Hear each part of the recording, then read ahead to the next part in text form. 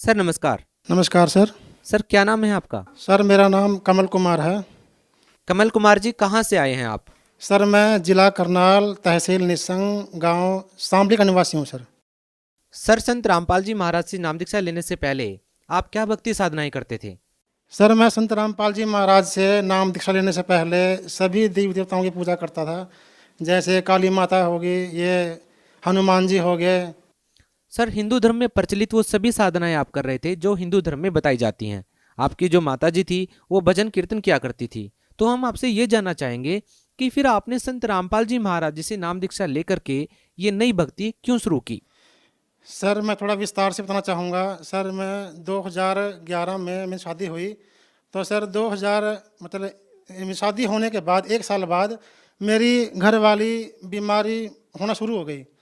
उसको सर ये नहीं पता लगा किसी डॉक्टर को भाई इसका बीमारी क्या है। कभी सिर में दर्द, कभी पेट में दर्द। सर उसका मतलब हॉस्पिटलों में हम जाते थे उसको ले ले के रात के 1 बजे 2 बजे गाड़ी में बैठा बैठा के। तो बगा जी घर की स्थितियाँ भी ऐसी मतलब बिल्कुल खराब हो गई। घर के हालात सर ऐसे हो गए हम बता नहीं सकते। सर जैसा कि आपने बताया कि आपकी पत्नी बहुत ज़्यादा बीमार रहती थी, तो हम आपसे ये जानना चाहेंगे कि आपको इतनी सारी समस्याओं से, इतनी सारी परेशानियों से कैसे निजात मिली? सर एक संत रामपाल जी महाराज का भगत मिला जी मुझे। वो हमारे गांव से 10 किलोमीटर दूर है उसका, वो जो अमूपर गांव से है। तो सर वो सर मेरा काम लकड़ी का है। तो सर वो मेरे दुकान पे आया किसी कारणवश कोई काम के लिए। तो सर वो उसने संत रामपाल जी महाराज के बारे में थोड़ी बात चलाई। सर उसने संत रामपाल जी महाराज के भगत जी ने मुझसे पूछा कि आप इतना आपके पास रोजगार भी है, तो आप अपने घर के मिस्त्री भी हो, आप खुद काम करते हो, तो जी उसने ये पूछा कि आप इतनी गरीबी में कैसे पड़े हो। तो सर उसकी ये बातें सुनकर तो सर मेरी आंखों से आंसू आ गए। मैंने उसको बताया सर यार मैं बहुत दुखी रहता हूँ, मेरी घरवाली जो है वो उसका इलाज कहीं से हो ही नहीं पा रहा। हम उसको बहुत हॉस्पिटलों में लेके गए, जो हमारे गांव के डॉक्टर हैं वहाँ से भी उसको दवाई दिलाई।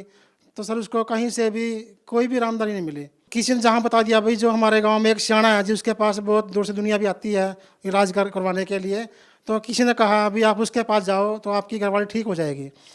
तो सर हम उसके पास भी गए। तो जी उसने कभी लौंग ले आओ, कभी इलायची ले आओ, कभी पतासे ले आओ, इसको वहाँ पे चढ़ाओ, इसको वहाँ पे चढ़ाओ। तो सर उसकी बताई हुई विधि से भी मेरी घरवाली को कोई भी आराम नहीं मिला। और भी हम दुखों में घिरते चले गए, जो और भी घर में परेशानी दिक्कतें थी वो और भी ज़्यादा बढ़ गई। सर हम आपसे ये जानना चाह रहे हैं कि आपकी पत्नी को जो समस्याएं थी वो कैसे ठीक हुई? सर जो संत रामपाल जी महाराज के एक शिष्य ने मुझे बताया था कि आप संत रामपाल जी महाराज से नाम दीक्षा उनका सत्संग देखो। भाई संत रामपाल जी महाराज का नाम लेने के बाद, उनका ज्ञान सुनने के बाद सभी बीमारियां ठीक हो जाती हैं, चाहे कैसी बीमारी हो। तो सर मुझे संत रामपाल जी महाराज के शिष्य के ऊपर इतना विश्वास नहीं हुआ।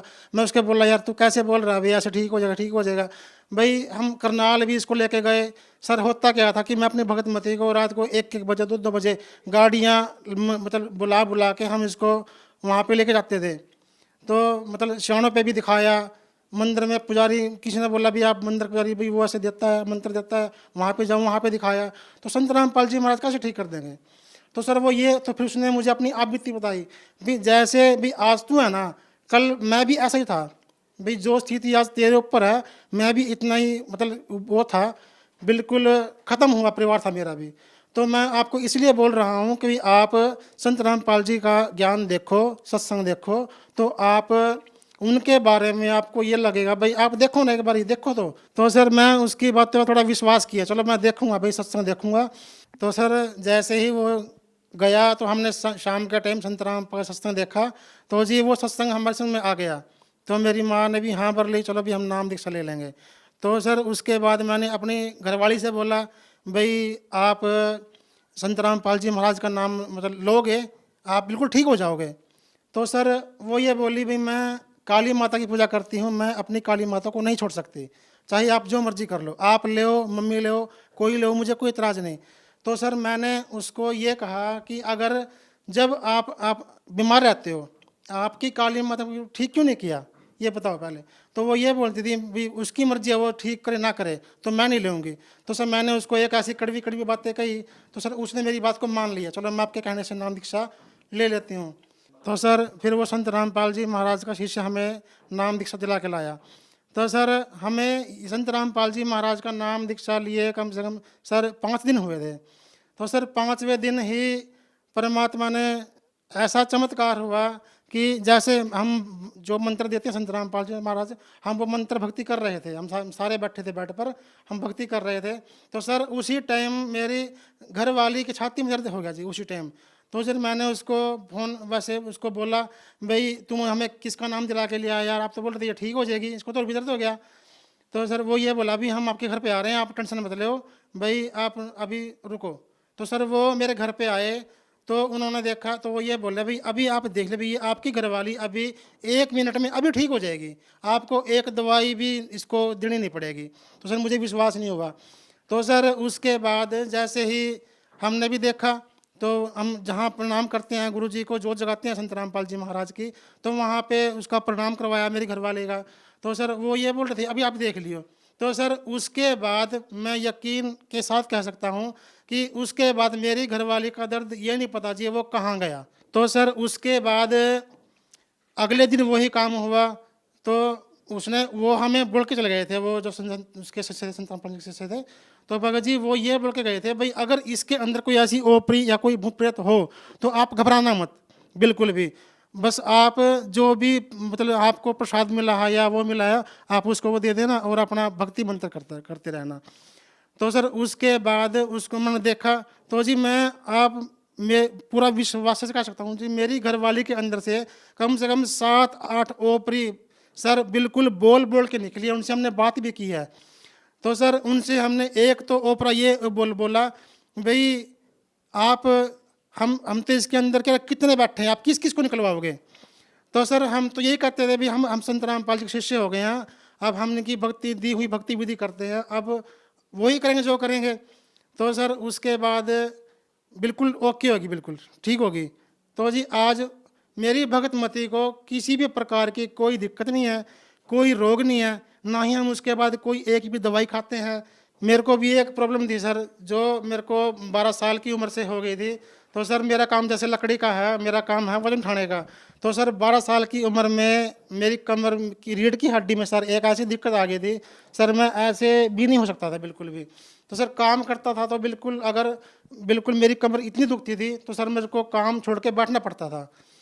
तो सर उसके बाद वो दर्द भी मेरा आज तक ये नहीं पता जी कहाँ गया। बिल्कुल मैंने एक भी दवाई नहीं खाई, ना ही मैंने कोई आज तक किसी से कोई दिखाया किसी डॉक्टर को।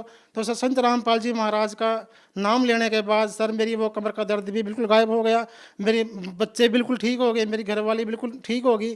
तो सर जैसे कि मैं आपको बताना चाहूँगा, मेरे घर की स्थितियाँ ऐसी ख़राब हो गई थी सर, मेरे पास अगर एक टाइम ऐसा था सर, मेरे को सिर्फ घर में सब्जी बनाने के लिए भी पैसे नहीं बचते थे। तो सर बिल्कुल घर की स्थितियाँ हालत इतनी ख़राब हो चुकी थी सर, मैं बता नहीं सकता। तो सर उसके बाद अब जैसे ही हमने संत रामपाल जी महाराज से नाम दीक्षा ली, तो सर हमारे घर की स्थितियाँ भी बिल्कुल ठीक होने लगी। तो उस टाइम सर कोई घर में सेविंग भी नहीं होती थी सर, जिसका हमने कर्जा देना था हम वो भी नहीं दे पाते थे। संत रामपाल जी महाराज का नाम लेने के बाद सर अब हमारा कर्जा भी उतर गया। और सर मैं आपको एक बात और बताना चाहूँगा सर, हमारे पास रहने के लिए बस एक ही कमरा था, और वो भी बरसात के मौसम में कभी यहाँ से टपकता था कभी वहाँ से टपकता था। तो सर अगर कोई मेहमान भी आ जाए तो हम उसको कहाँ बिठाते थे।